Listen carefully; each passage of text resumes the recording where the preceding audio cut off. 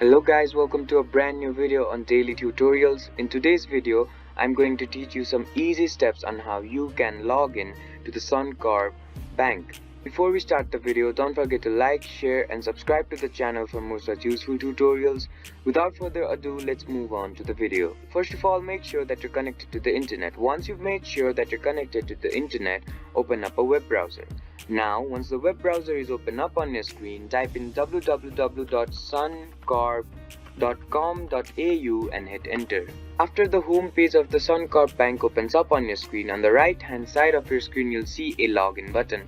Go ahead and click on it. Once you click on the login button, a menu will pop up on your screen.